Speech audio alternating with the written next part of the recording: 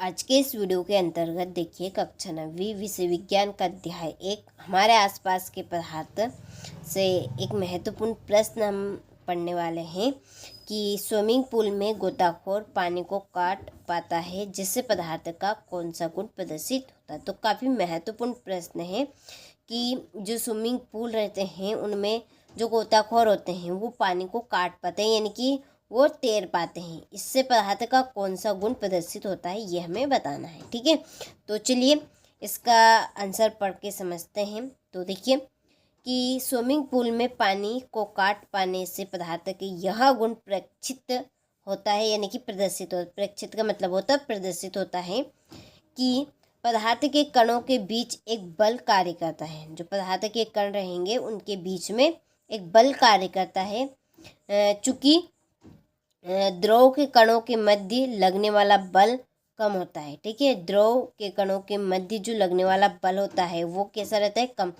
पानी कौन सी अवस्था में, द्रव अवस्था में है। और यहाँ पर स्पष्ट कर दिया गया है कि द्रव के कणों के मध्य लगने वाला जो बल होते हैं वो कैसा होता है, कम होता है।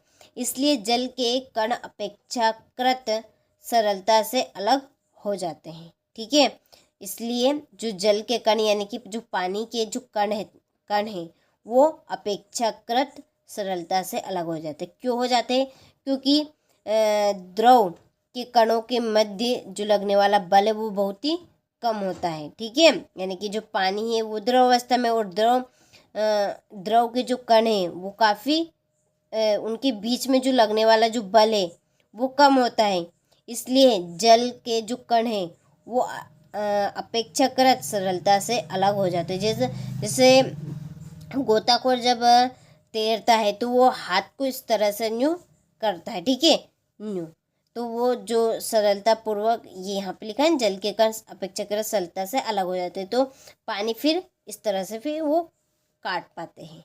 ठीक है, आपको प्रश्न का आंसर समझ में आया होगा कि जो स्विमिंग पूल में पानी को जो गोताखोर है वो आसानी से क्यों काट पाते हैं, क्योंकि द्रव के कणों के मध्य जो लगने वाला बल है वो बहुत ही कम होता है। ठीक है, इसलिए जल के जो कण हैं वो अपेक्षाकृत सरलता से अलग हो जाते हैं। इसीलिए ही स्विमिंग पूल में गोताखोर पानी को आराम से काट पाते हैं।